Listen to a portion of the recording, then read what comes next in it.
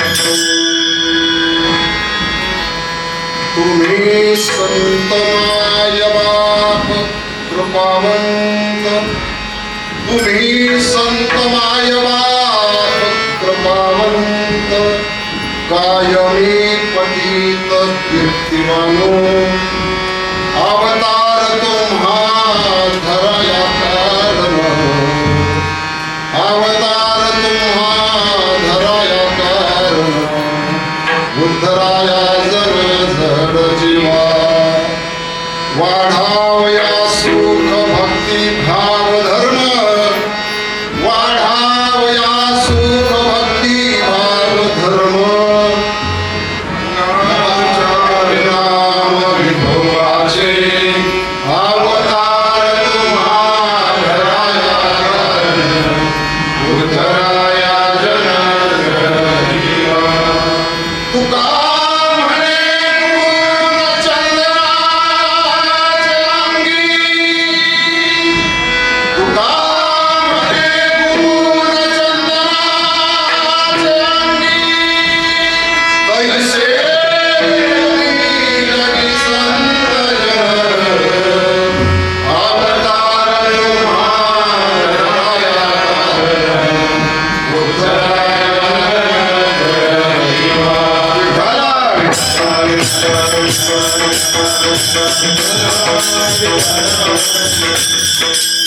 ब्रह्मानंदं परमस्पदं केवलं ज्ञानमूर्ति द्वन्द्वातीतं गगनसदृशं तत्त्वमस्यादिमर्शनम् एकं नित्यं विमोचनं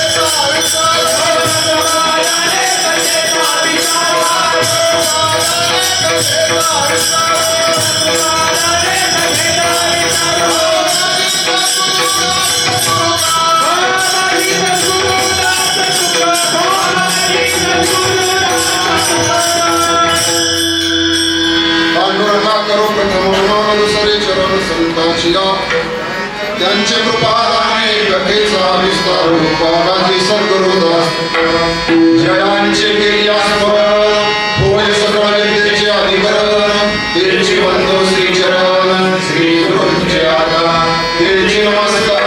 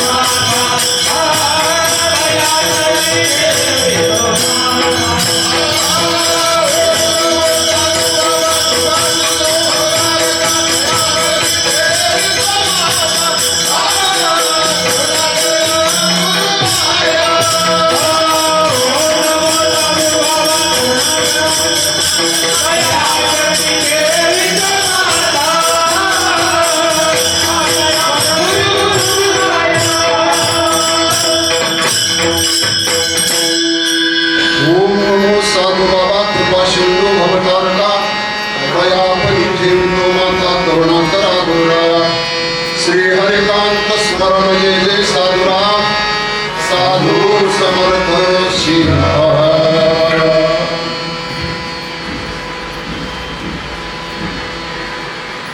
अखंड हरिनाम सप्ताह परमपूज्य भक्त प्राण संजीवन कन्हा गंगेच्या काठावर जो महाभागवत विराजमान झाला त्यांचे अंतरंगी शिष्य परमपूज्य सद्गुरू कोळपे बाबा महाराज यांचा 5वा पुण्यतिथी सोहळा आणि तदनिमित्तानं आपण सर्वजण या ठिकाणी एकत्र आलेला आहोत. उपस्थित असलेला सर्व भागवत भक्त आपल्या गुरुचं भजन आपल्या हृदयामध्ये घेऊन, गुरुचा उपदेश आपल्या हृदयामध्ये साठवून मोठ्या भक्तीनं, मोठ्या भावानं, श्रद्धेनं आपण सर्वजण या ठिकाणी उपस्थित आहात. सेवेसाठी गायलेला अभंग संप्रदायाच्या कलस्थानी विराजमान असलेले वैराग्याचे शिरोमणी जगद्गुरु तुकोबाराय यांचा संतांचा महिमा वर्णन करणारा, संतांचं अलौकिक असं कार्याचं वर्णन करणारा अभंग सेवेसाठी घेतलेला आहे. आजच्या 6व्या दिवसाचं हे कीर्तन पुष्प कुंभण्याचं भाग्य प्राप्त झालं. त्यामध्ये विशेष करून गुरुवर्य दत्तानंद महाराज आणि अगदी आग्रहाचं ज्यांनी मला कीर्तन सेवेचं निमंत्रण दिलं, आपल्या संप्रदायाचं भूषण विधिज्ञ ओंकार महाराज यांनी अगदी हक्काने मला ही सेवा या ठिकाणी दिली. त्यांनी विचारलं नाही तुमची तारीख खाली आहे का?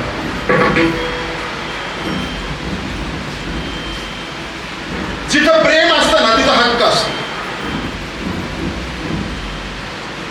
बाबाही तुम्हाला तारीख दिली, तुम्हाला 7 9 कीर्तनाला यावं लागेल. ह्या प्रेमाची संबंध आहे आणि बाबांची सेवा आहे.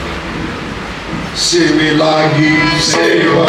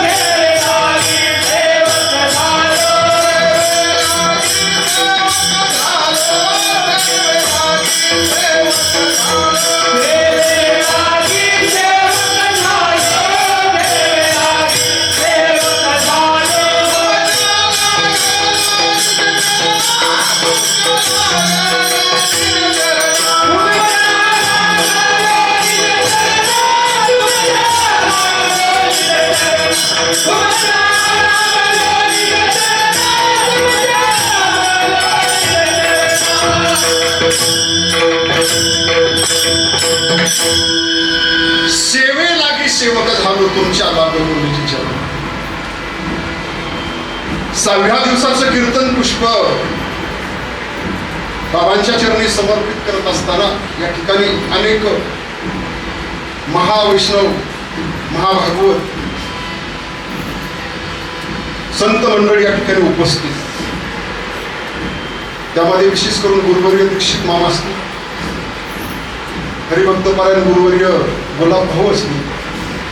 सगळ्यांचा नामोल्लेख करू शकत नाही मी, पण सर्वांनी खेळीमेळीच्या वातावरणामध्ये बाबांच्या सेवेसाठी या ठिकाणी प्रवृत्त होत असताना गायलेला अभंग सर्वांच्या परिचयाचा आहे. मी काय बोलणार आहे याचा अनुमान सुद्धा बऱ्याच लोकांनी बसल्या बसल्या तसं करूनही ठेवलेलं असेल की आता आपल्याला काय मिळणार. तुम्हाला बरं वाटेल असं काहीच मी सांगणार नाही, तुम्हाला बरं वाटेल असं काहीच सांगणार नाही, पण तुमचं बरं होईल हे बाकी नक्की सांगते.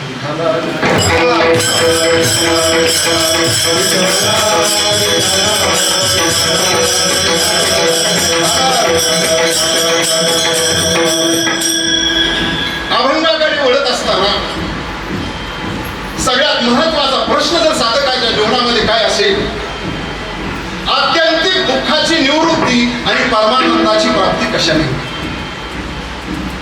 हा महत्वाचा. संसारामध्ये आलेला प्रत्येक माणूस सुख सुख म्हणता आहे, दुःख ठाकून आले, विषय सकळ गेले, चित्त दुःखित.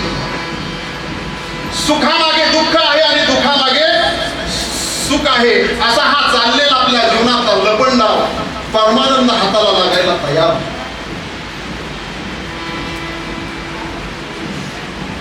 ही प्रत्येक जीवाची धडपड आहे. बऱ्याच वेळेला शास्त्राने सांगितलेली साधन, धर्माने सांगितलेली साधन, प्रत्येक माणूस आपापल्या परीनं ते करण्याचा प्रयत्न नक्की. वैराग्य हवंय असं सांगतं शास्त्र. म्हणून सगळं दान करून बसला तरी देव त्याच्या नानाला भेटत नाही. दान केलं, सगळं दान केलं आणि रिकामा झाला तरी सुद्धा देव भेटत नाही. रात्रंदिवस हाडाची काढ केली महाराज, त्याची तपश्चर्या केली आणि पादरात फक्त अहंकार पडला. देव भेटला नाही, अहंकार भेटला. सगळ्या साधनाचा उपास केले, तापास केले, वाऱ्या केल्या, सगळं जे काही साधन जी जी आम्हाला समजली त्या प्रत्येक साधनाचा आम्ही अवलंब केला आणि आम्ही सुखाचा शोध घेतो. बरीच मंडळी अशी आहे की संसाराच्या वस्तूमध्ये तो सुख शोधू लागला आणि म्हणून घरं रंगवली, घरं भरवली आणि ती भरत असताना ती पुन्हा पुन्हा साफ करत असताना आमची कंबरडी वाकडी झाली, पण आम्हाला सुख भेटलं नाही. माणसाला जीवनामध्ये परिवर्तन हवंय. आज जी उणीव आहे ती उणीव भरून काढण्यासाठी प्रत्येक माणूस सुखाच्या अपेक्षेनेच करतो. सुखाच्या अपेक्षेने बऱ्याच लोकांना साधनं विचारली, प्रत्येक जण वेगळं वेगळं साधन सांगतो. काही लोक म्हणतात काही करण्याची गरज नाही, खायची पैसोनी. काही लोक म्हणतात हातपाय आवडून बसायची गरज नाही. मग काय, चालता बोलता त्याचं नामचिंतन करावं, कर्म करताना त्याचं नामचिंतन करावं. जी जी साधनं प्रत्येकाची वेगळी वेगळी साधनं आहेत आणि ती वेगळी वेगळी साधनाचा अवलंब करून सुद्धा आमच्या जीवनामध्ये परमानंदाची प्राप्ती झालेली नाही. आणि मग माणूस बाकी उद्विग्न झाला आणि उद्विग्न झाल्यानंतर हे विचारायचं कोणाला, हे विचारायचं सैर बहीर पडत असतो माणूस, सैर बहीर पडत असतो. का होईल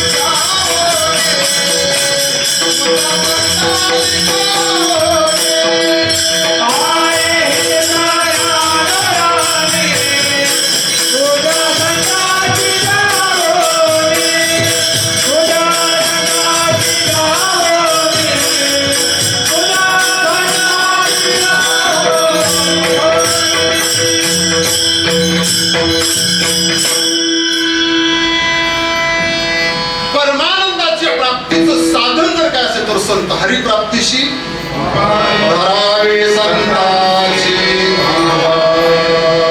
हो, माणसाला परिवर्तन हवंय, परिवर्तन हवं, आरोग्य हवंय,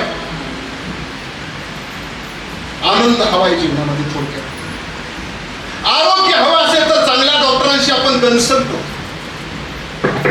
पण सध्याची डॉक्टरांची परिस्थिती सुद्धा अशी आहे, साधा थंडीतात सुद्धा 4-5 हजारात आवरत नाही. लोभापायी डॉक्टर सुद्धा खोटं बोलायला, खोटं बोलू नये. काही ठराविक माणसांना खोटं बोलण्याची परवानगी शास्त्राने दिली. त्याच्यामध्ये ज्यांनी प्रतिज्ञा घेतलेली, ज्यांनी प्रतिज्ञा घेतलेली त्यांना खोटं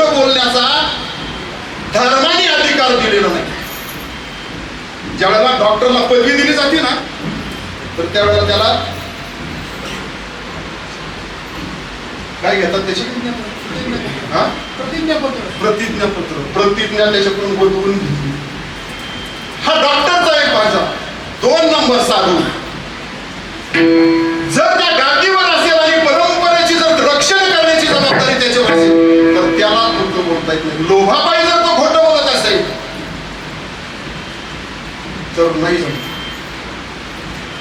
आणि तिसरा वर्ग आहे मंत्री. मंत्र्यांनी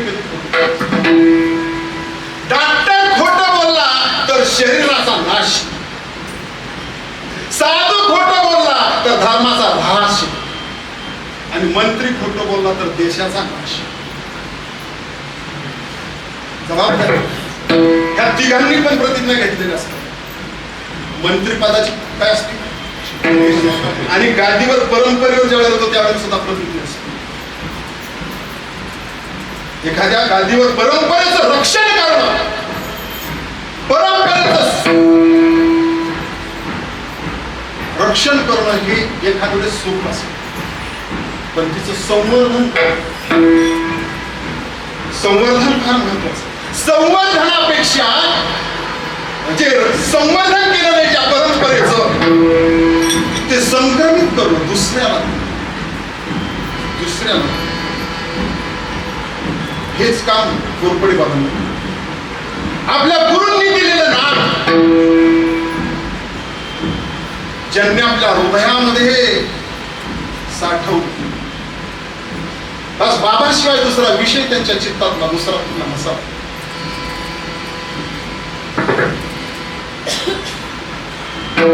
माझी हृदयाच्या मंदिरी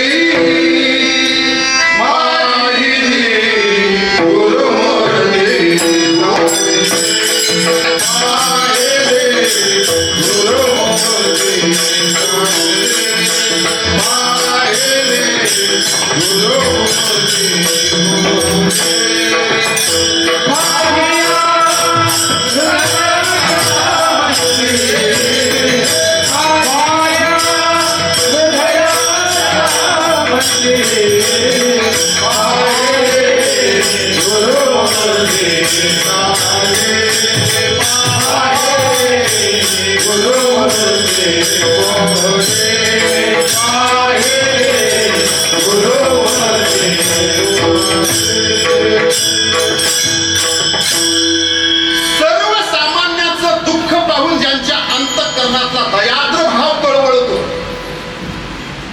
त्यांना संत. असे संत ज्या वेळेला अवताराला येतात महाराज, तर ते संत एकच काम करतात, जो येईल ना त्यांच्याकडे तो कुठल्याही आशेने येऊ दे, कुठल्याही आशेने येऊ दे, संसार आसक्ती धरून येऊ दे, परमानंदाच्या प्राप्तीसाठी येऊ दे, नाहीतर या कुठलीही अपेक्षा नाही, पण सहज जरी आला तरी सुद्धा त्याच्यावर कृपा करण्याची क्षमता ज्यांच्या अंतःकरणामध्ये आहे त्यांना संत. बरेच लोक असे असतात की आम्ही त्यांच्याबरोबर आहोत, त्यांचे शिष्य, काही घेणं नव्हतं देणं नव्हतं, त्या बाबाला पाहिलं नव्हतं, पण पाहिल्यानंतर पाहता क्षणी महाराज, पाहता क्षणी आपल्या अंतःकरणामध्ये जर परिवर्तन झालं ना, समजायचं तो संत, समजायचं तो संत आहे. तुझं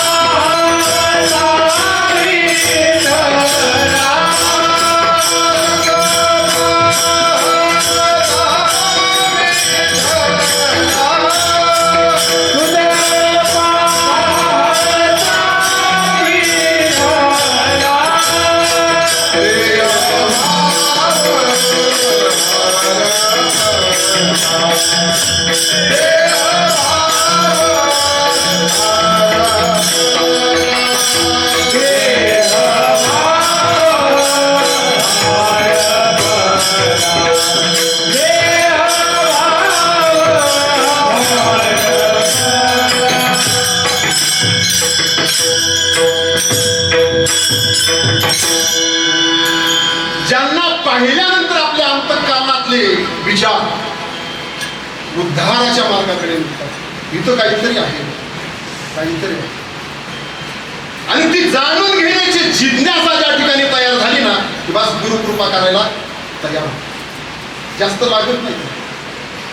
तुमच्या अंतःकरणात काही क्षणापुरती भावना जी तयार झाली, हो, ती भावना कधी बदली होईल सांगता येणार नाही. वृत्तीची निवृत्ती क्षण, ती कधी बदलेल सांगता येणार नाही. पण तेवढीच त्याच वेळेची भावना, ती वेळ साधणारा, ज्याला वेळ कळते ना, ज्याला वेळ कळते ना, त्याला काळ कळतो. हा सूक्ष्म आहे महाराज. त्या वेळेचं भान सद्गुरूंचं असतं महाराज. म्हणून तर सद्गुरूंचं ध्यान असतं. आपल्याला नाही काही कळलं ना, आपण त्यांच्या सानिध्यामध्ये जाऊ, बस. काही नाही कळलं तरी सर्व साधनांचं सार. मी मगाशी सांगून गेलो की अनेक साधनं आपण करत बसलो महाराज. सकळ साधना श्रेष्ठ साधन शिष्यासी सद्गुरूचे तेने पाहिजे ब्रह्मसमाधान साचिता तेने पाहिजे ब्रह्मसमाधान. दुसरं साधन नाही. परमानंदाच्या प्राप्तीसाठी दुसरं साधन नाही. पण परमानंदाच्या प्राप्तीचं मला साधन मिळालेलं असताना सुद्धा आमच्या चित्ताच्या ठिकाणी जे विषय आहेत ते विषय बाजूला सरायला तयार. विषयाकार झालेल्या मनाला ब्रह्माकार करण्याचं सामर्थ्य ज्या साधूच्या कृपेमध्ये, विषयाकार झालेल्या मनाला ब्रह्माकार करण्याचं सामर्थ्य ज्या साधूच्या कृपेमध्ये आहे, त्याचं साधूचं भजन आपण करतो. कोरपडे बाबांच्या जीवनातला एक प्रसंग. बाबांच्या शिवाय त्यांच्या मनातला, चित्तातला विषय दुसरा नाही. बस ध्यान येईल त्यावेळेला सायकलवर टांग मारायची. सायकलीवर मधीच पंक्चर जर झाली तर फजिती साधी नव्हती. पण ध्यास कधी एकदा त्यांना मी भेटल, कधी एकदा त्यांना भेटल.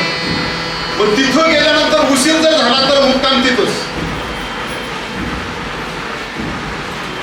हरिपाठी गेले ते निवांतची ठेले भ्रमर गुंतले सुमन गेले तिथं रमले महाराज. आणि रमल्यानंतर गुरु सानिध्यात केल्यानंतर तिथं गुन्हा काय. साधू पण तोच महाराज. आपले शिष्य त्या गावाच्या बाहेर ओढ्यात आले ना, तर बाबा म्हणायचे मध्ये पोर आली.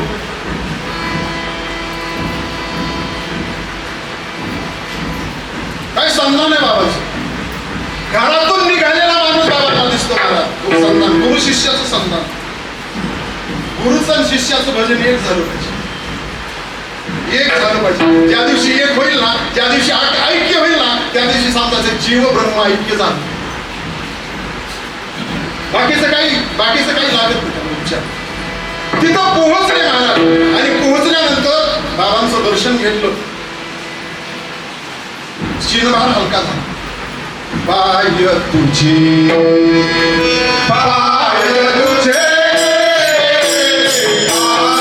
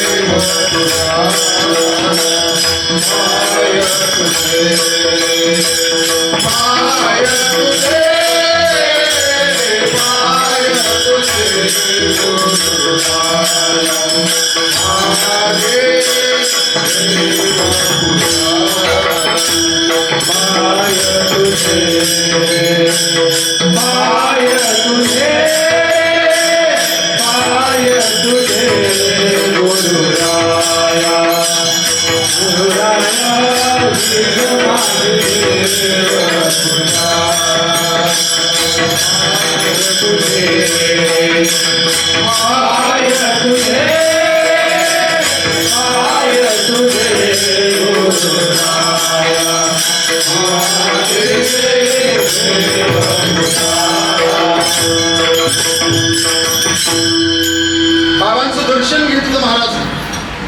उशीर झाला, संध्याकाळचं भोजन झालं, रात्रभर सत्संग झाला. पहाटेची वेळ झाली, बाबांनी आंघोळ केली आणि बाबांनी दिलेला मंत्र महाराज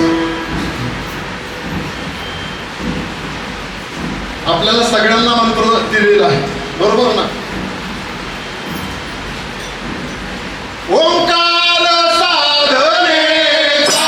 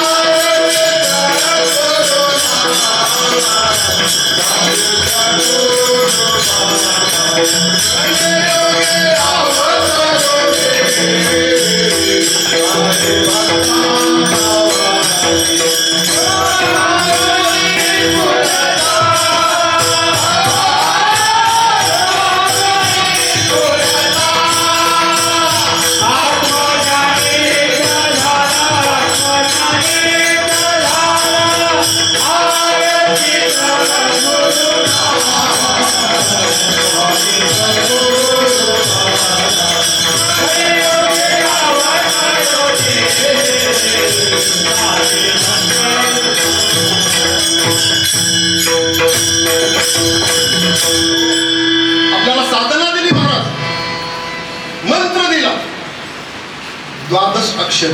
किती? द्वादशाक्षर म्हणजे 20 अक्षर आहेत. मोजून बघा, नंतर मला कीर्तन संपल्यानंतर सांगा. नाहीतर कीर्तन संपेपर्यंत तुम्ही मोजित राहता, तुम्हाला मेळ लागणार नाही. संपल्यानंतर गणित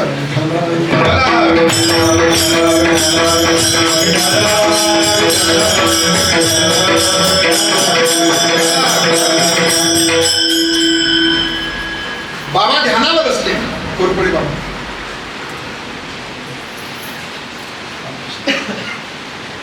ध्यानाला बसले आणि ध्यानाला बसल्यानंतर महाराज सद्गुरु सानिध्यामधलं भजन आहे महाराज. सद्गुरु सानिध्यामधलं, सद्गुरु सानिध्यामध्ये तुम्ही नुसते डोळे झाकून जरी बसला तरी समाधी, कारण ते आपल्याकडे पाहत असतात. गुरु साक्षात परब्रह्म काही न करता आपल्या समोर प्रगट असतात. जिथपर्यंत सद्गुरु देहात असतात ना, तिथपर्यंत जर शिष्याला जर कळलं ना, तर त्याचं कल्याण झालं. आणि ते गेल्यानंतर जर कळलं ना, मग बाकी घासावी मिळत नाही असं नाही, बरं घासावी आहे तोपर्यंत साध्य करून घ्यायचे महाराज, आहे तोपर्यंत. बाबांनी तेच केलं महाराज. आणि सूर्य उगवायला आला, ब्राह्ममुहूर्त संपला, सूर्योदय उगवायला सुरुवात झाली की ब्राह्ममुहूर्त. सूर्य हा प्रगट,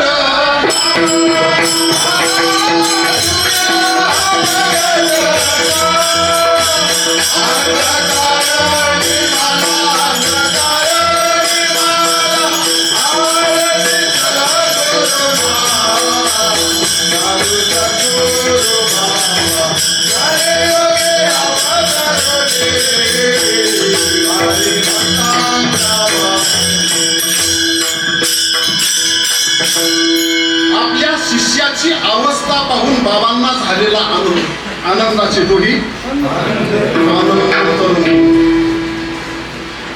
बाबा एका पायावर नाचाले. आपला शिष्य आपल्या परमपदाला ज्यावेळेला प्राप्त होतो, याच्या इतका आनंद गुरुच्या जीवनामध्ये दुसरा कुठलाच नसतो. गुरु घाली ज्ञान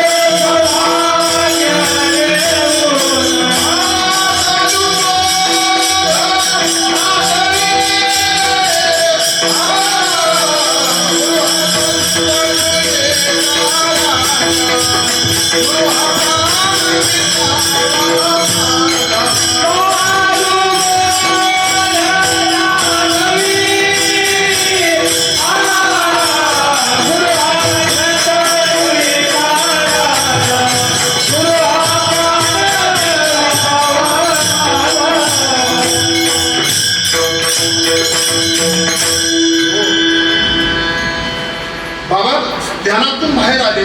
समोर बाबा होते. बाबांना पुन्हा नमस्कार केला. बाबांनी असा कृपेचा वरदहस्त केला आणि वरदहस्त केल्यानंतर बाबांनी विचारलं, काय रे, कोणाचं ध्यान करत होतास?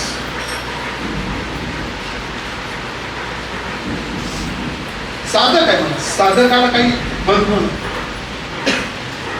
आपल्या गुरुसमोर काय बोलावं, किती बोलावं, कसं बोलावं, कसं बसावं, कसं राहावं, कसं वागावं, कसं चालावं, काही बंधन नाही. गुरुला त्या प्रश्नाची उत्तर उलट करायची, शांत बसायचं. अरे, ज्याचं तू ध्यान करतोस ना, तो तुझ्यासमोर उभा आहे. बाबांचा अधिकार. ज्याचं ध्यान करतोस तो तुझ्यासमोर मी उभा आहे. गुरु साक्षात परब्रह्म. साक्षात परब्रह्म.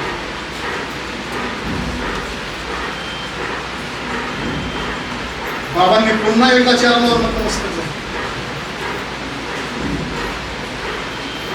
बाबांच्याकडे पाहता पाहता पाहता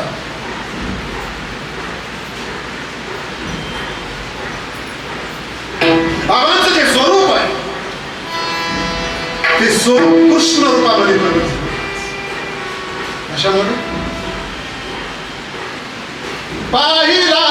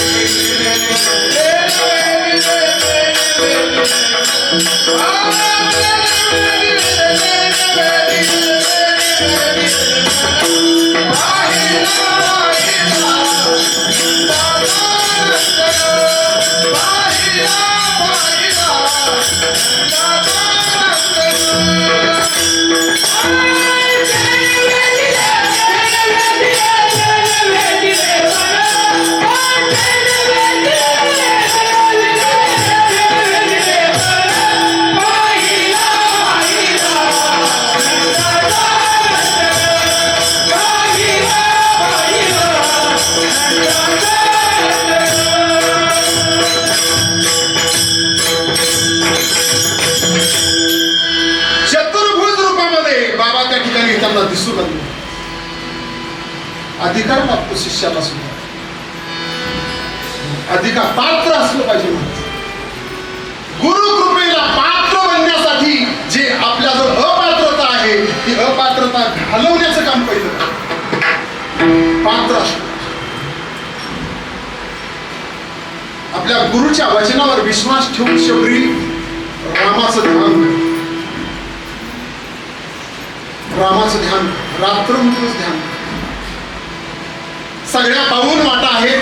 कुठल्या वाटेनं राम येईल सांगता येणार नाही. म्हणून सगळ्या वाटा झाडून घ्यायच्या आणि रान फुलानं त्या रान फुलानं त्या सजवायच्या आणि आणि रामाला वनातून येणाऱ्या भूक लागलेली असेल तर फळ गोळा करू लागायची. रोज वाटताची वाटत आहे उभा तिला भेटीची आवड लागली. आपल्या गुरुने सांगितले राम तुला भेटायला येणार आहे. गुरुच्या वचनावर विश्वास आहे तिचा. माझे गुरु कधी खोटं बोलत. पण आता माझ्या जीवाचं काहीतरी होईल की काय अशी स्थिती तिची शारीरिक अवस्था आहे. आणि कंठामध्ये प्राण रामाची वाट पाहते. आणि रामाचं ज्या वेळेला आगमन होतं त्यावेळेला तिला आनंद झाला. बस झोपलेल्या जागेवरून उठवत नव्हतं. हातानेच इशारा करून त्यांना बसा म्हटली. बसायला टाकायला जे होतं फाटकं तुटकं ती त्याच्यावरच झोपलेली होती. रामाला बसायला टाकायला नव्हतं.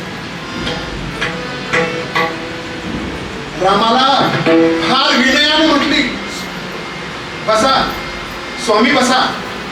ओळखलं तिनं. ओळखीला हरी धन्य तो देव आपल्या समोर आहे ओळखलं. आणि लक्ष्मण म्हटलं दादा खाली बसायला काही नाही. चिडीचू काय द्यावं रामाला काय द्यावं म्हणून तिने फळाच्या टोकरीकडे हात केला. म्हणले प्रभू तुम्ही दमून आलात काहीतरी माझ्याकडून प्रसाद म्हणून स्वीकार करा. ह्या फळा त्या फळाकडे बघितल्यानंतर सगळी फळं टोकरली आणि ती टोकरलेली फळं ही नक्कीच शबरीने खाल्लेली आहे असं लक्ष्मणाच्या मनात आल्याशिवाय राहिलं.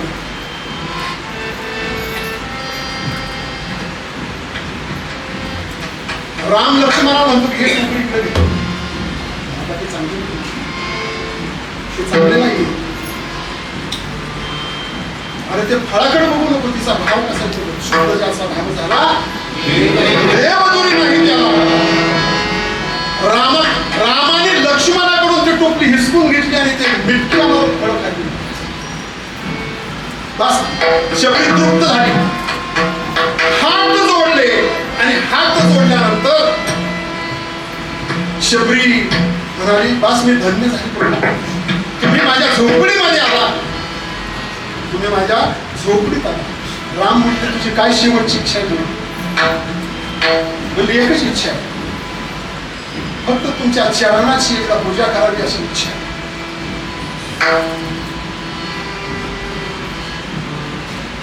पण एक अडचण आहे म्हटली माझ्याजवळ. म्हणजे काय अडचण? म्हणजे तुमचे पाय ज्या पात्रामध्ये धुवायचे ते पात्रच माझ्याजवळ नाही. रामप्रभूने उत्तर द्यावं तुझ्याजवळ पात्र जरी नसलं तरी माझे चरण धुण्यासाठी तो पात्र आहेस. चरण धुण्यासाठी पात्र आहेस. मला सांगायचं काय की आपल्याला ती आपल्या अंगामध्ये पात्रता आली पाहिजे. ती पात्रता आली पाहिजे आणि ती पात्रता त्यांनी आपली ओळखली पाहिजे. फक्त मी असा मी तसा हे बोलून भाकल ती पात्रता अशी. रामायणामध्ये 3च ठिकाणी चरणाचा प्रसंग. पहिल्यांदा ज्या वेळेला रामाचे पाय धुतले त्यावेळेला चांदीचा पाटण सोन्याच्या ताटामध्ये पाय धुतले राजाच्या. ज्यावेळेला सीतामाईंचा रामाचा विवाह झाला आणि त्यावेळेला जनकाने पाय धुतले तिथं चांदीचा पाटण सोन्याचं ताट आणि विदेहासारखा महाभक्त विदेह त्याला विदेह म्हणते ज्याला देहच नाही देहातीत अवस्था आहे अशा जनकाने रामाची पूजा केली पहिल्यांदा. आणि ज्या वेळेला वनात निघाला त्यावेळेला लाकडाचं पात्र आलं आणि केवळ त्या ठिकाणी पूजा. आणि तिसरा प्रसंग जो आला तो शबरीचा तिथं आता तिथं पात्रच नाही. पण तिन्ही भक्त रामाच्या दृष्टीने पात्र. ती पात्रता बाबांच्या उपदेशामध्ये आहे. महाराज बाबांनी त्यांना नमस्कार केला. कृष्ण रूपामध्ये बाबा दिसताय आणि बस धन्य झालो म्हटले. धन्य झालो याशी संदेह नाही, तृप्त झालं जीवन. आणि बाबांच्याकडे पाहता पाहता बाबांचं ते रूप अंतर्धान होत असताना साधू बाबा आपल्या पूर्वस्थितीवर येत असताना समोर उगलेला सूर्य, त्या सूर्य साक्षी म्हणून त्या साक्षीला नमस्कार. तरी सुद्धा साधू बाबा म्हणतात, अरे ज्याच्या सत्तेनं तो उगतो नाही तो समोर. बाबांचा अधिकार, तुम्ही संत मायवा, तुम्ही संत. जे जगाचं या पहिल्या चरणाच्या पूर्वार्धामध्ये संतांना दोन भूमिका संतांच्या याच्यामध्ये सांगितली, एक माय आणि बाप. या दोन भूमिका संतांना प्रगट कराव्या लागतात. त्याच्याशिवाय त्यांना संत म्हणतात, त्याच्याशिवाय त्यांना संत म्हणतात. ज्यांच्या सद्गुणांचा अंत लागत नाही त्यांना संत म्हणतात. जे आपल्यावर उपकार करण्यासाठी सदैव सदैव तयार असतात त्यांना संत म्हणतात. त्यांना संत म्हणतात. अशी बाबांची साधना, ज्यांचा आज 5वं पुण्य स्मरण आपण करत आहोत आणि बाबांचे अंतरंगी शिष्य आहेत. हे सर्वसामान्य जीवांचा उद्धार करण्यासाठी संत अवतार करतात. देवाचं अवतार कार्य वेगळं आहे आणि संतांचं अवतार कार्य वेगळं आहे. भूमिका एक जरी असली तरी देव अवतारला येतो भक्ता राखे पायापाशी आणि दुर्जनांशी, आणि संत अवतारला येतात त्यावेळेला उद्धराया जन जड शिवा, उद्धराया जन जड शिवा. कृष्ण परमात्मा अवताराला आला त्यावेळेला सगळ्या राक्षसांना मुक्त केलं, बरोबर, मारलं त्यांना आणि त्यांना मुक्त्या देऊन मोकळा झाला. आणि गीता सांगताना फक्त अर्जुनच दिसला, दुसरे भक्त होते का नव्हते त्याच्या समोर काही कळलंच नाही. भीष्माचार्यासारखा ब्रह्मचारी प्रतिसृष्टी निर्माण करण्याचं ज्याच्याजवळ ज्ञान आहे, संजयासारखा तो बसल्या जागेवर सगळं विश्लेषण करतो युद्धभूमीवरचं, व्यास महर्षी आहेत. एवढे सगळे महात्मे असताना तिथं सत्संगासारखं सगळ्यांना मिळून गीता का नाही सांगितलं? त्याला फक्त भक्तच प्रिय आहे. बरं भक्त किती आहे? भक्त थोडे आहेत महाराज. गावात लोक कमी आहेत का?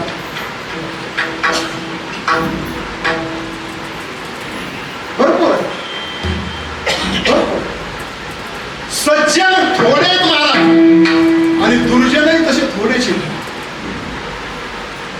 पण मधला जो समाज आहे, मधला कोणीच्या याच्यापैकी आपण कोण आहोत का? आपण सज्जन आहोत का?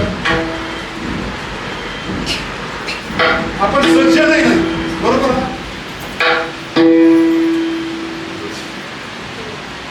आपण निदान दुर्जन, सज्जन नसलं तर मग दुर्जन तरी असायला पाहिजे. आपण दुर्जन आहोत का? कारण दुर्जन म्हणायची लाज वाटते. आपण सज्जनही नाही आणि दुर्जनही नाही आणि देव अवतारा नाही सज्जनासाठी दुर्जनासाठी. आपलं तुमचं माझं काय?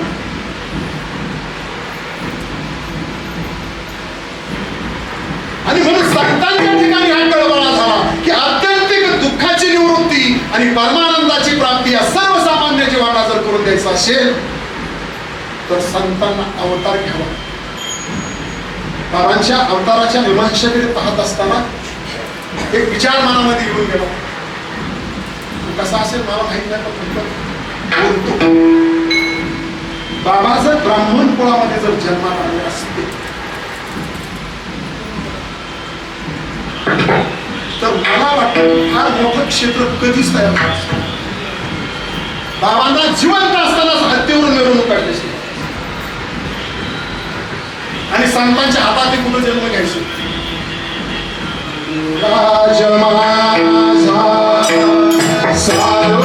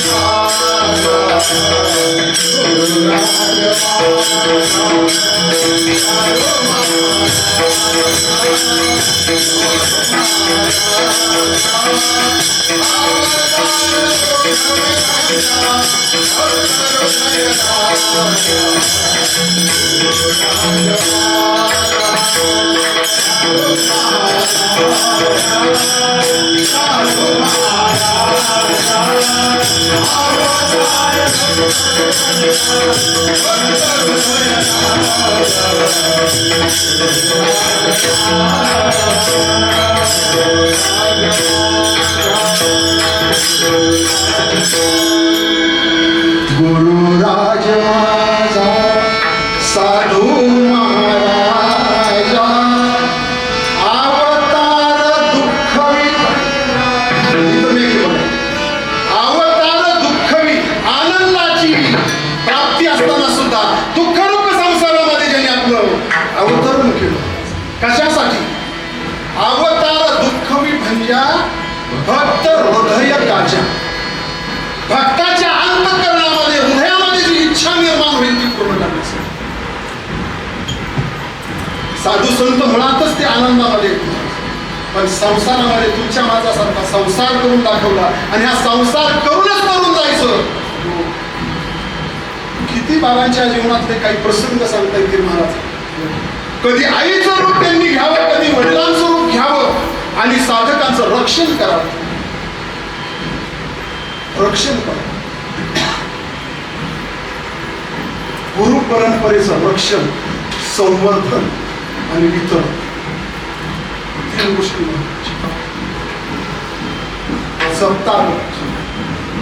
जपणारे भरपूर असतील महाराज.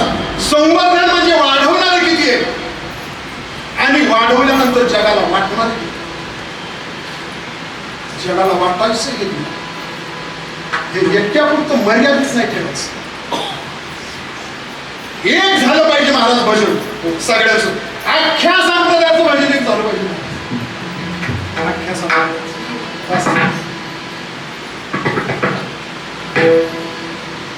आणि ती भावना मातृत्व हृदयामधून गुरुपदेशामधून कधी कधी जर ते समजलं नाही ना तर त्यांना वडिलांचा अधिकारही वापरावा लागतो. वडील थोडे रागीट असतात, आई कशी असते मायाळू असते.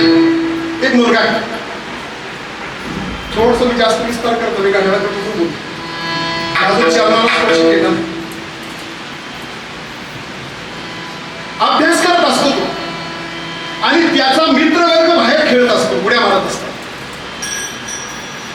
आईने सांगितलेलं असं, बाळा परीक्षा जवळ आली, अजिबात बाहेर जायचं नाही, अभ्यास पूर्ण करायचा. तुला काय लागेल ते मी इथं देते, पण बाहेर जायचं नाही. तर मुलांचा बाहेर चाललेला कलकलाट करला, तेव्हा त्या अभ्यासामध्ये त्याचं चित्त लागत. मग तो बहाणा शोधत असतो. तो काय म्हणतो, आई मला तहान लागली, पाणी कुठं आहे? आई ती त्याची आई असते मला, त्याची आई. ती अगोदरच हुशार, आपलं पोरगं कसं बिलिंदर आहे हे जे आईला कळतं ना, तिलाच आई म्हणतात बरं का. ती म्हणली, बाळा जगात ये.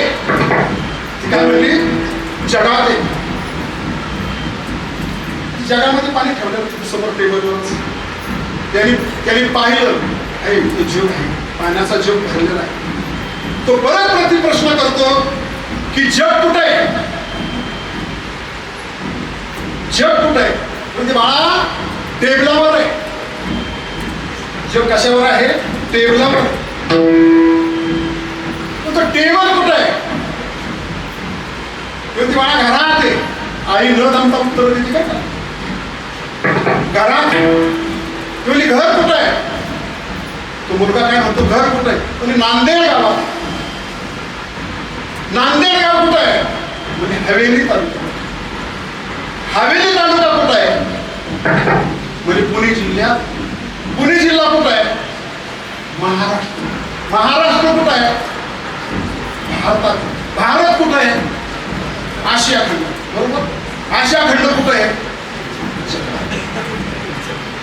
आईनी न दमता उत्तर,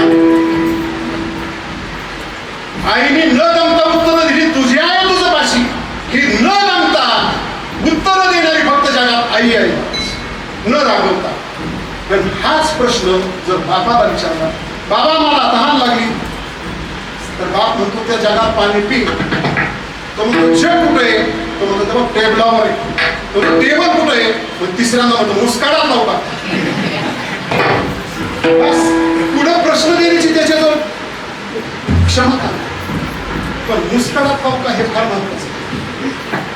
कधी बापाची भूमिका बजावावी लागते, कधी कधी आज्ञा करावी लागते महाराज शिष्याला सुद्धा. हे मला असं झालंच पाहिजे, बस याच्या पलीकडे दुसरं काय. पूर्व आज्ञा तीर्थी नावा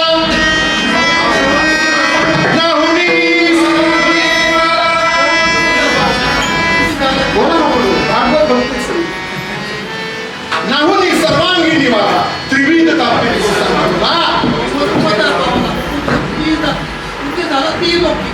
पूज्य झाला ते भागवत चालतो बोलतो बरोबर. आज्ञा करावी लागते महाराज. आणि म्हणून महाराज तुम्ही संत मायबाप कृपावंत. काय त्यांचं वर्णन करावं महाराज. त्यांचं सगळं अलौकिक आहे. आपल्याजवळ पात्रता नसताना सुद्धा पात्र करण्याची क्षमता ज्यांच्या अंतःकरणात. बाबांच्या जीवनाकडे जर बघितलं तर ओपन एअर पासून तर एअर कंडिशन पर्यंत,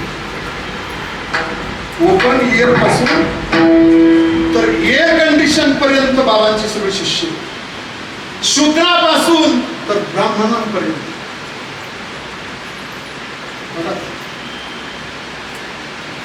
देशपांड्यांना खाडे महाराज, आमच्या खाडे बाबांना सगळे लोक म्हणतात वंजारी. वंजारीमध्ये खाडी आली आणि ती त्यांना बरं वाटायचं. त्यांना विचारलं खाडी तुमची जात कुठली? म्हणजे आम्ही भटक्या मुक्त जातीची, आम्ही भटक्या आणि मुक्त जातीची. आम्ही भटके, सदैव भटके आहोत. रात्रंदिवस जगाच्या कल्याणासाठी ज्यांची भटकंती चाललेली महाराज. बाबांच्या जीवनाकडे जर तुम्ही बघितलं तर आज जो समाज बाबांनी जो जोडलाय, मी मगाशी सांगून गेलो की सायकलवर टांग मारायला लागायची, कधी पायी, कधी एसटी, कधी डबल सीट. कशावर? त्याच्यात पंक्चर झाली तर एवढ्या अवघड परिस्थितीमध्ये जगाचं कल्याण करण्यासाठी संसारावर तुळशीपत्र ठेवून फिरायचंय महाराज. सोपं काम नाहीये. चेनेखाई लोखंडाचे, तेव्हा ब्रह्मपदिनाचे, अशा संतांचं काय वर्णन करावं हे महाराज पहिल्या चरणामध्ये. तुम्ही संत माय बाप कृपवंत, तुम्ही संत माय बाप कृपवंत,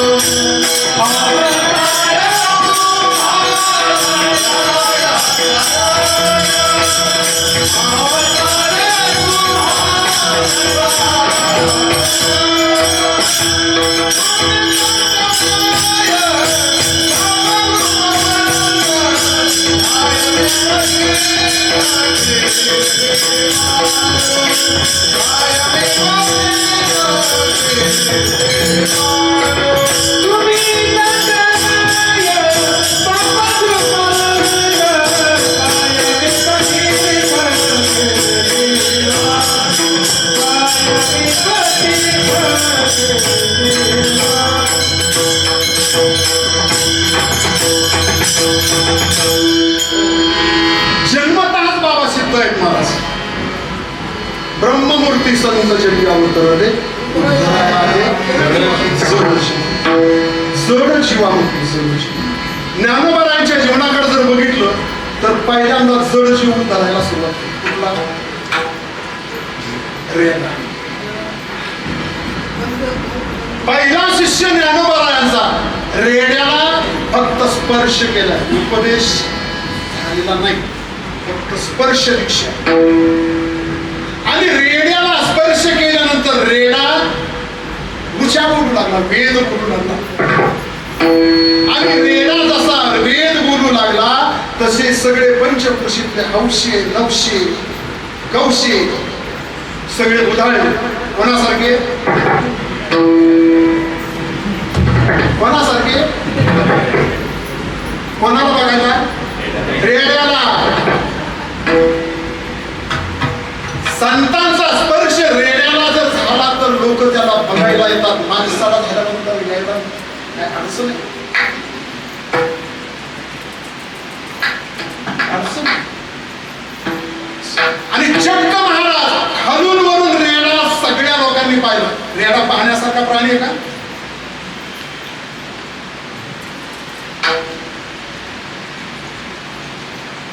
आणि नंतर काही लोकांच्या लक्षात आलं, विद्वान मंडळींच्या, ह्याला एवढं सगळं करायचंच होतं तर निदान शूद्राच्या मुखातून तरी बाहेर काढायचे माणसाच्या. ज्ञानोबा म्हणतात रेड्याच्या मुखात घातल्याशिवाय सगळ्या रेड्यांना कळलं. बुद्धराया जलद तो रेडा ठेवला नाही महाराज. त्या रेड्याने ज्ञानोबारायांना सोडलं नाही. ज्ञानोबाराय तिकडे जातील तिकडे माघार रेडा आला. आळ्यामध्ये आल्यानंतर फार विस्तार करून बोलत आहे. फक्त महाराज मी गाड्यावर आळ्यामधल्या ब्रह्मवृंदाने सांगितलं, कळलंय सगळ्या जगाला, बास झाला, बास, थांबवा आता, बास बास बस. मोठ्यांच्या तोंडून ऐकलं म्हणजे थोडस चालेल. मग बरोबर ज्ञानोबारांनी सांगितलं थांब म्हटलं. थांब म्हटल्याबरोबर आज्ञाधारक होतात. त्यांनी पुढची नेट टेकवली आणि ज्ञानोबारांच्या चरणावर मस्तक ठेवून प्राण सोडला. बस. जिथं प्राण सोडला तिथं त्याची समाधी बांधली. आता लोक तिथं जाऊन लाईनने काय करतात, त्याला कोणाला? देव झाला. देव मला काय सांगायचं नाही. देव झाला. काय जरी कीर्तिमान काय बोलावं? रेडा देव झाला. हा रेडा तरी सजीव आहे. सजीव एक जीव. ज्या दगडाच्या भिंतीवर बसून 1400 वर्षाच्या योग्याचा गर्वहरण करायचं ठरवलं, एक निर्गुणाचं प्रदर्शन करतोय आणि एक सगुणाचं प्रदर्शन करतोय. बरं का महाराज? एक निर्गुणाचं प्रदर्शन करतोय आणि एक सगुणाचं दर्शन घडवतोय. आपलं चुकलं माझं. निर्गुणाचं दर्शन आणि सगुणाचं प्रदर्शन. प्रदर्शन करताय, दर्शन नाही करत. हातात वासुकी आहे, वाघावर हिंस्र प्राण्यावर बसलेले हवेत आहे. आणि ज्ञानोबाला दगडाच्या भिंतीवर आहे. दगडाची भिंतच चालवली महाराज. चालविली झाड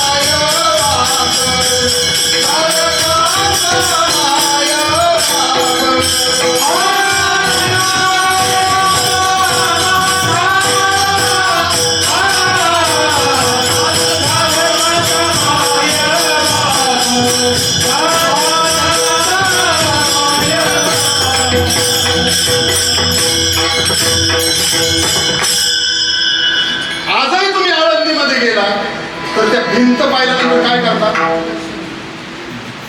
मग भिंत ते दगड काय झाली? रेडा देव झाला याच्यात नवल. दगड देव झाली. अजून एक पुढचं उदाहरण. ज्या खांबाला टिकून ज्ञानेश्वरी नेवाशामध्ये लिहिली, तिथं मंदिर बांधले, तिथं मूर्ती नाहीये. तो खांब आहे ना, त्या खांबासाठी मंदिर बांधले आणि तिथं लोक गेले की त्या खांबाच्या पायाला.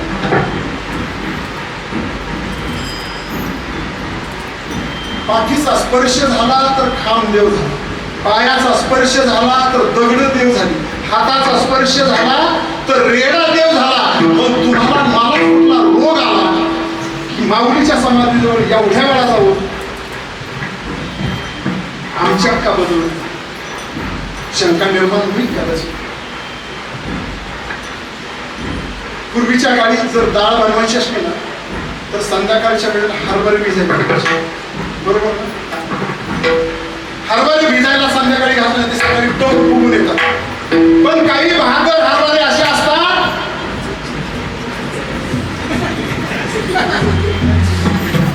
जसे टाकले काही भिजतात फक्त वरच, फक्त गण लावून द्यावा लागेल. त्यांच्यात फरक, बुद्धीमध्ये फरक पडत. मग भिजायला घालणाऱ्याचा दोष आहे का? पाण्याचा दोष आहे का? पाण्याचा दोष आहे का? कोणाचा दोष आहे? हरभऱ्याचा दोष आहे. आपला दोष आहे.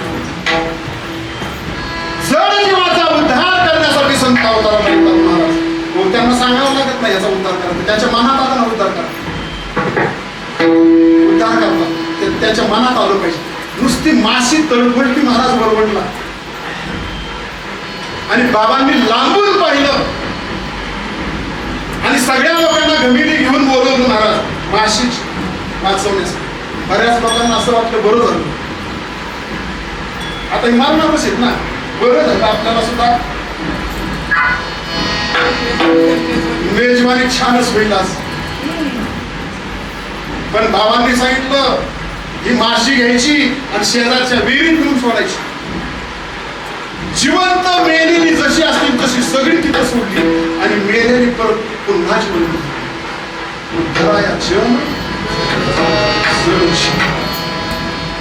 त्यांच्या मनात आलं साधू वाचवतो महाराज. तुमची माझी पात्रता नसताना सुद्धा साधू जर अवचटे भेटला, अचानक भेटला, तरी सुद्धा आपला उद्धार आहे. एक वाट सुरू आहे. एवढाच दृष्टांत सांगतो. वाट सुरू आहे. दुपारचं ऊन मी म्हणतंय आणि तहान लागलेली.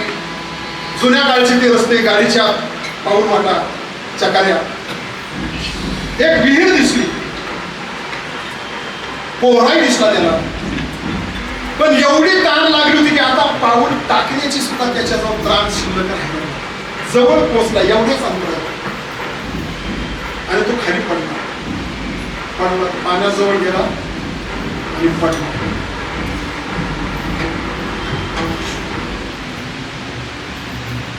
तिथून रस्त्याने एक साधू महात्मा चालला. त्या साधू महात्म्याने पाहिलं त्याच्या घशाला कोरड पडलेली. त्याने पटकन तो पोहरा त्या पाण्यात टाकला. ते पाणी काढलं आणि त्याला पाजून तो शुद्धी बनला. बरोबर. आता मला एक प्रश्न असा विचारायचा आहे, पाणी जवळ होतं का नव्हतं? त्या माणसाचा प्राण कोणी वाचवला? पाण्याने. पाण्याने वाचवला का साधूने वाचवला? त्याचा प्राण कोणी वाचवला? साधू. पाणी होतं की नाही पहिलं? पाणी पहिलं होतं. हा जीव सुद्धा पहिलाच मुक्त आहे. पण साधूची कृपा होणं त्यासाठी फार गरजेची. आणि त्याच्यासाठीच त्यांचा अवतार झालेला असतो द्वितीय चरणात.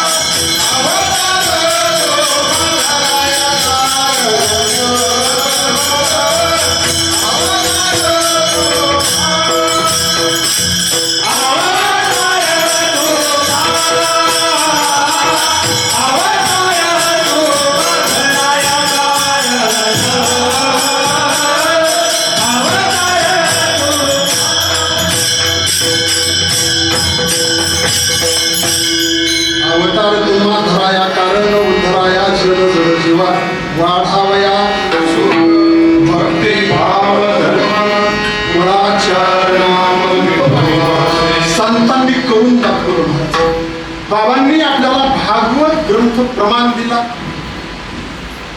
आणि त्याच भागवताची अनेक पारायण करून पुढे किती 108 पारायण सलग न थांबता एकाच ठिकाणी जिथं बाबांचं घर आहे. 2-3 वेळेस बाबांचं पारायण असताना येण्याचा योग आहे.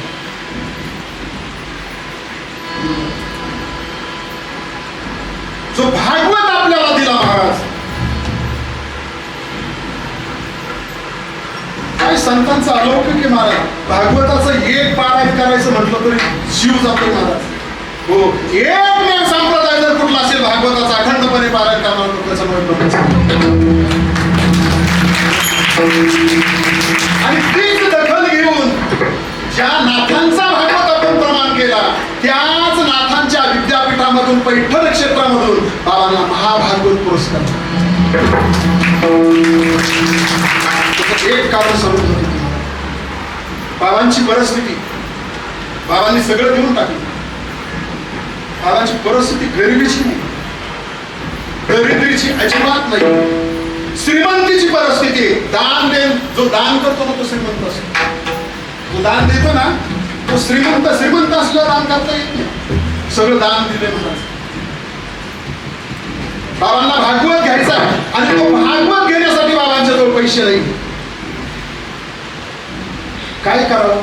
सावकारी कर्ज घेतलं, भागवत द्या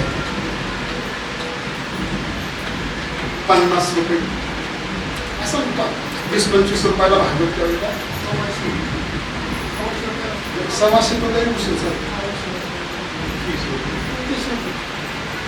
आणि 10 आपल्या संसाराला खर्चात होतं मग 50 गेली.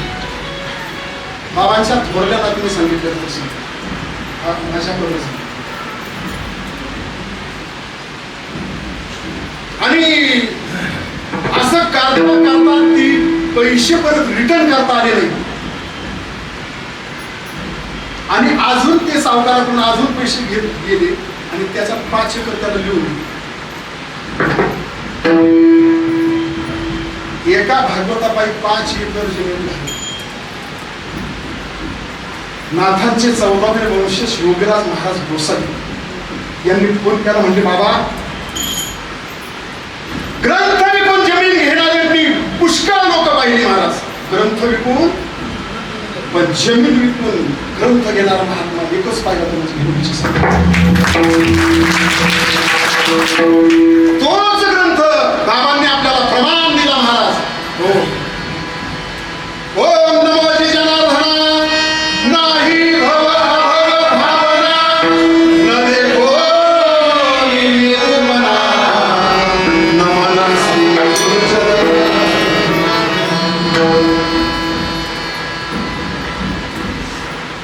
आणि शेवटची ओवी जर केली ना तर शेवटचा अक्षर आहे झाला.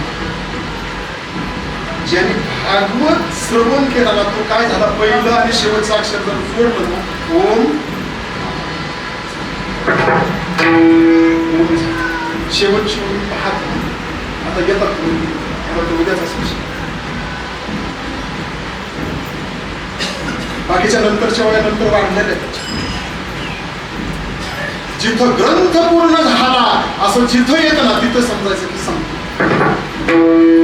त्या भागवताची बाबांनी 108 वेळा पारायण केली. कशासाठी? वाढावया सुख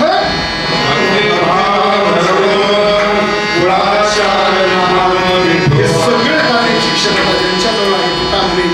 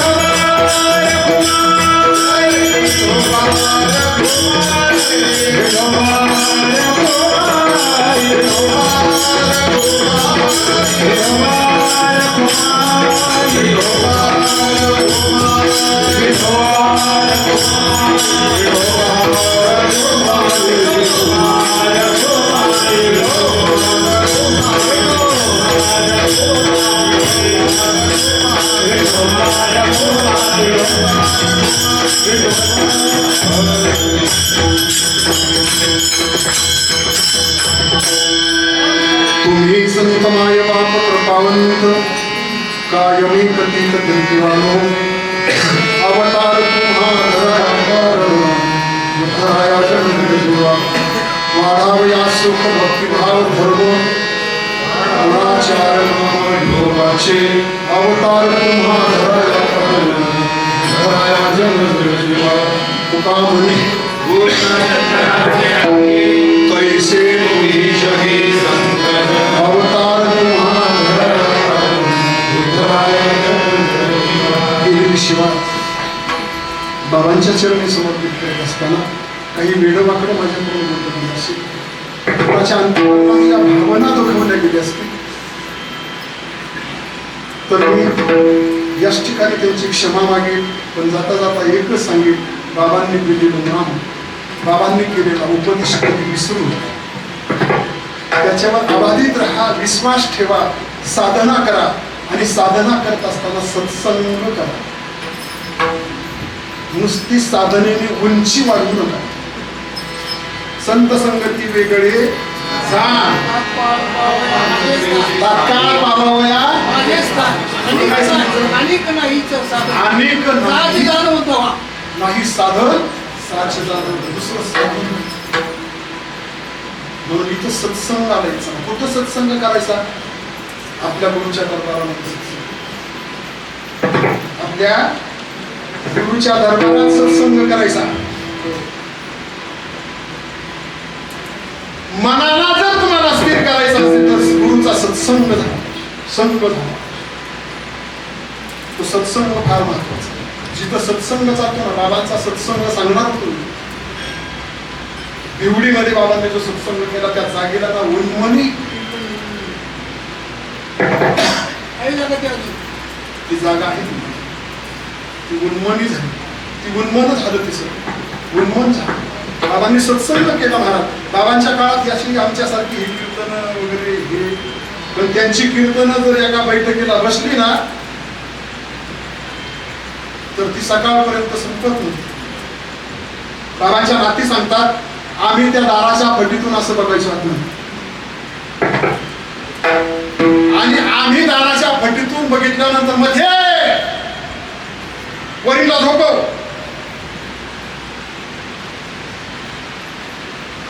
बाबाची थोरली नात गेली, 4 नाते मोठं 4, चारी पण माझ्याकडे आहे, त्यांचे येतात 4 नाते. खूप त्यांनी बाबांच्या बद्दल खूप काही आठवणी त्यांनी बऱ्याच त्या तयार करण्याचा त्यांचा प्रयत्न आहे. असं बाबांच्या ज्या ज्या आठवणी आईसाहेब होऊन गेल्या, त्यांनी बाबांची सेवा केली. आज या मंडळींची सगळ्यांची आठवण या मंडळींनी बाबांच्या शिवाय दुसरं काही तत्व मान्य केलंच नाही. बाहेर नाहीच निघत, नाही मान्य केले. का? गुरु वचनावर विश्वास ठेवला. हे सगळे गुण त्यांच्या ठिकाणी येतं, म्हणून तरी परंपरा मोठी संवर्धन केलं, त्यांनी मोठं केलं. बाबाचा एक मठ होता, आता अनेक ठिकाणी बाबाच्या अधिष्ठान तयार झाली. जिथं अधिष्ठान असतं, जिथं अधिष्ठान असतं तिथं अनुष्ठान असावं. जिथं अधिष्ठान असतं तिथं अनुष्ठान करायचं असतं. आणि जिथं ज्या वेळेला आपण अनुष्ठान करत असतो त्या अनुष्ठानामध्ये अनुराग आळवता, आणि अनुरागामधून संधान आपल्याला करता आलं पाहिजे. म्हणून माझे मी अनुसंधान मी हे सगळं विरुद्ध सांगितलं. संधान महाराज हे त्यांच्याजवळ हे गुण आहेत. असेच गुण बाबांनी आपल्यावर या पूर्वीचा वर्षाव करत राहा. त्यांच्या चरणी केलेली सेवा समर्पित करतो. आणि माझ्या वाणीला पूर्ण देत असताना या ठिकाणी उपस्थित असलेला सगळा भागवत भक्त मेळा आणि बाबांची सर्व अनुयायी, काही इथं असतील, काही घरी असतील, त्यांनाही यायचं होतं. असं आपण गणित झालं, आपण पॉझिटिव्ह विचार करायचे. त्यांना यायचं होतं पण जमलं नाही. कदाचित उद्या येतील, उद्या नाही जमलं तरी पण काल्याच्या कीर्तनाला येतील अशी आपण आशा करायला काय हरकत नाही. ते का आले नाहीत याच्यावर जास्त चिंतन केलं ना तर आपलं डोकं होतं. म्हणून जास्त विचार न करायचा. इथं आल्यानंतर बस त्यांचाच एक विचार करायचा, त्यांचंच भजन करायचं. साधू महाराज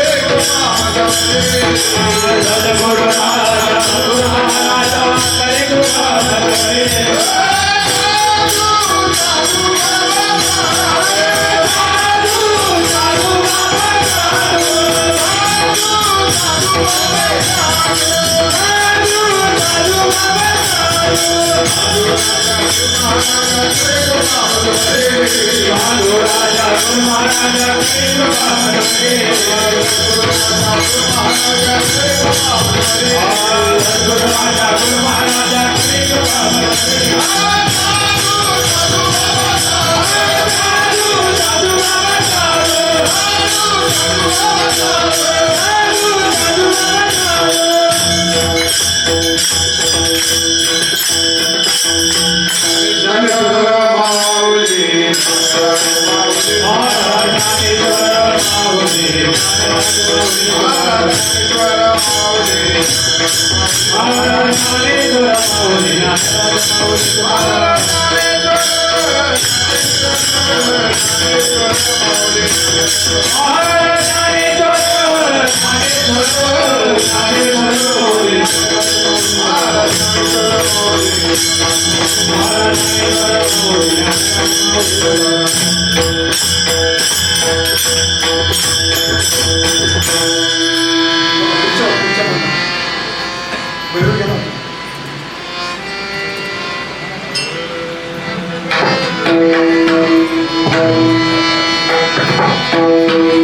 तुका भणे गुण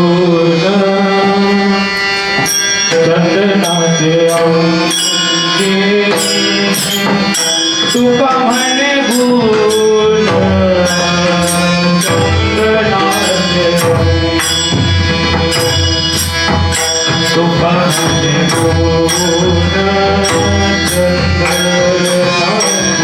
चंदनाचे अंगी तुका म्हणे